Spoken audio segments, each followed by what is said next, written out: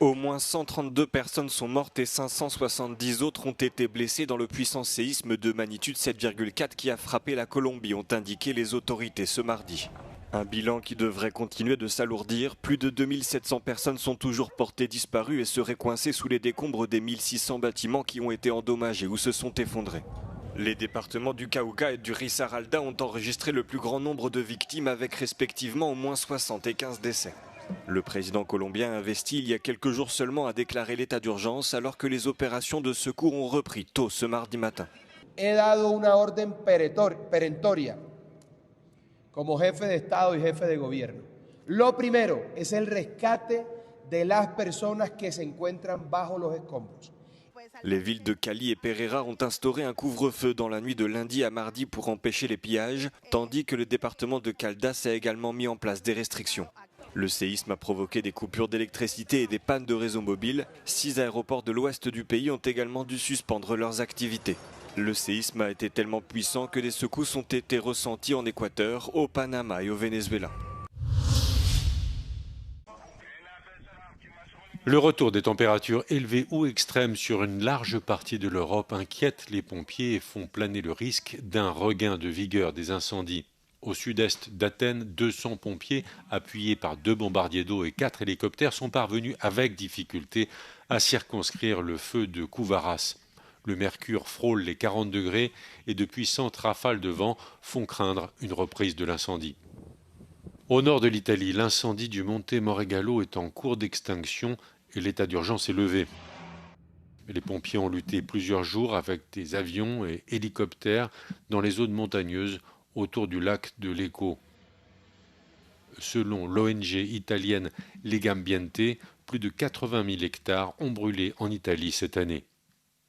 En Albanie, les espoirs de la fin du week-end n'ont pas duré. De nouveaux foyers sont apparus dans la zone du Mont Crouillet, au nord de Tirana. Les pompiers sont particulièrement préoccupés par la présence d'entrepôts qui abritent des explosifs à l'usage des carrières de la région. Les rafales de vent sont violentes et les autorités ont évacué plusieurs villages. Dans le sud de l'Espagne, l'incendie est hors de contrôle. Le feu s'est déclenché en fin de semaine dernière en Andalousie, dans la province de Huelva.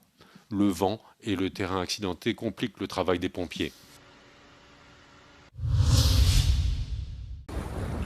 Près de 70% du territoire français est soumis à des restrictions d'utilisation de l'eau alors que la sécheresse s'aggrave en raison de vagues de chaleur successives, déclare lundi le gouvernement. Une série de vagues de chaleur au cours des 3 derniers mois, aggravées par la sécheresse, a battu des records de température, causé des milliers de décès supplémentaires et alimenté des feux de forêt de grande ampleur. Dimanche, la majorité de la France métropolitaine, y compris la capitale Paris, était soumise au moins au premier niveau d'alerte, 67 des 101 départements du pays se trouvant au niveau d'alerte le plus élevé. Dans les zones soumises à l'alerte maximale, l'eau est réservée aux usages prioritaires tels que les soins de santé, la protection civile, l'eau potable et l'assainissement. Au niveau d'alerte inférieur, des restrictions s'appliquent à des activités telles que l'arrosage des jardins et des espaces verts, le remplissage des piscines, le lavage des voitures et l'irrigation des cultures. Autre signe alarmant, le Bureau des recherches géologiques et minières indique que les 2/3 des nappes phréatiques qui fournissent la majeure partie de l'eau potable en France sont descendues en dessous de leur niveau habituel. La ministre de la Transition écologique, Monique Barbu, convoquera mercredi une réunion d'urgence sur la sécheresse afin de discuter de la crise, notamment de la durée pendant laquelle les mesures seront mises en place. La première ministre italienne Giorgia Meloni et son homologue danoise Mette Frederiksen ont publié une déclaration commune réaffirmant leur opposition à ce qu'elles ont qualifié d'immigration incontrôlée. Rappelant être les 2 seules femmes à diriger un gouvernement au sein de l'UE et reconnaissant être issues d'orientations politiques différentes, les 2 dirigeantes disent partager une même volonté de défendre l'Europe et, selon leurs mots, son patrimoine culturel chrétien. Giorgia Meloni et Mette Frederiksen pointent également une hausse de la criminalité, une pression croissante sur les services publics et une érosion de la confiance des citoyens qu'elles attribuent à l'immigration clandestine. Elles appellent également à augmenter les expulsions de migrants en situation irrégulière et à créer davantage de centres de retour vers des pays tiers, à l'image de ceux déjà mis en place en Albanie par l'Italie dans le cadre de son accord avec Tirana. Giorgia Meloni et Mette Frederiksen figurent parmi les principales défenseurs porteuse d'un durcissement de la politique migratoire au sein de l'UE, un sujet ravivé le mois dernier après l'arrivée de dizaines de milliers de migrants en provenance du Maroc dans la ville autonome espagnole de Ceuta et dont la plus grande majorité a depuis regagné le territoire marocain. À la suite de cet épisode, l'Italie et le Danemark ont pris l'initiative d'une lettre ouverte adressée aux institutions européennes et signée par 22 États membres, appelant à une action coordonnée pour lutter contre l'immigration clandestine.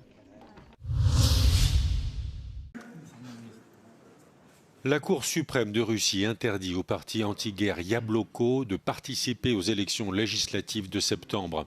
La plus haute juridiction de Russie a donné raison à la requête du parti pro-Kremlin Rodina. Les dirigeants de Yabloko vont faire appel.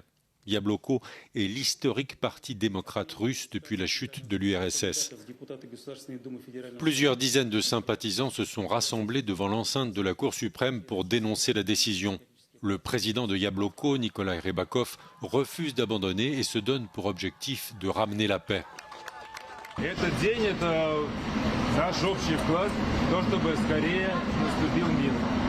Потому что видно, как много людей выступает за мир, за то, что перестали гибнуть люди. Un dernier sondage crédite à Yabloko d'à peine 3% d'intention de vote, mais ses dirigeants perçoivent un frémissement. Selon le centre Levada, un institut de sondage distant du Kremlin, en juin dernier, 64% des Russes interrogés se disaient favorables à des négociations de paix avec l'Ukraine. Yabloko est le seul parti russe à faire campagne pour un cessez-le-feu et des négociations de paix.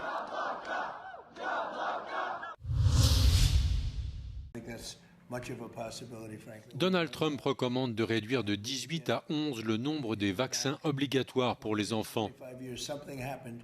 Le décret signé par le président américain a valeur d'orientation en matière vaccinale. Les États décident chacun des vaccins obligatoires pour être scolarisés. Donald Trump préconise par ailleurs d'attendre l'adolescence pour le vaccin contre l'hépatite B et conseille de dissocier l'administration des vaccins contre la rougeole, les oreillons et la rubéole. Effective immediately, my administration is recognizing gold standard childhood vaccine recommendations for only 11 core vaccinations against the most serious and dangerous diseases, along with the MMR, which hopefully will be split up. You have the MMR, we want it in 3 separate vaccinations, given at separate times. Selon le secrétaire américain à la santé Robert F. Kennedy Jr., les changements proposés visent à offrir un choix aux parents et non à interdire l'accès aux vaccins. À en croire Donald Trump, dans le passé, les vaccins infantiles étaient bien moins nombreux, les enfants se portaient mieux et l'autisme était moins répandu. Aucune recherche scientifique ne corrobore l'affirmation du président américain. Sony et Taiwan Semiconductor Manufacturing Company prévoient d'investir environ 6,3 milliards de dollars dans une coentreprise au sein de laquelle les deux géants technologiques devraient concevoir et produire conjointement des capteurs d'images de pointe au Japon. La multinationale japonaise Sony devrait détenir 60% de cette coentreprise, tandis que la multinationale taïwanaise TSMC en détiendrait 40%. Les entreprises devraient finaliser l'accord dans les mois à venir, avant de lancer la production en série dès 2029. Les deux géants de la technologie prévoient de développer et de produire des capteurs d'appareils photo de pointe dans l'usine existante de Sony à Kumamoto, dans le sud-ouest du Japon. Sony est le premier producteur mondial de capteurs d'images, largement utilisé dans les smartphones et les voitures, tandis que TSMC est le premier fabricant mondial de puces en sous-traitance. Cette annonce intervient alors que TSMC a annoncé un chiffre d'affaires net d'environ 12,6 milliards d'euros pour juillet 2026, soit une hausse de 5,6% par rapport au mois précédent.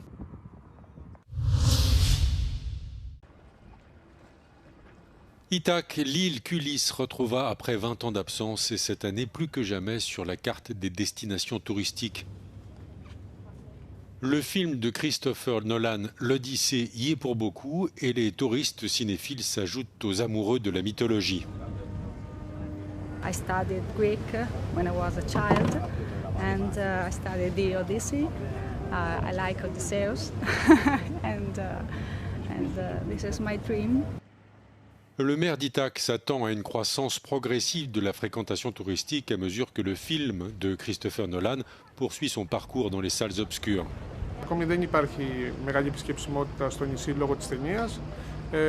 Ο προγραμματισμός αυτός θεωρούμε θα γίνει από του χρόνου, όπου η ταινία αυτή σιγά σιγά θα παίξει σε όλο τον κόσμο και έτσι όλοι θα μπουν στην διαδικασία για να έρθουν στο νησί. Les commerçants disent déjà sentir les effets du blockbuster d'Universal Pictures au budget colossal de 250 millions de dollars.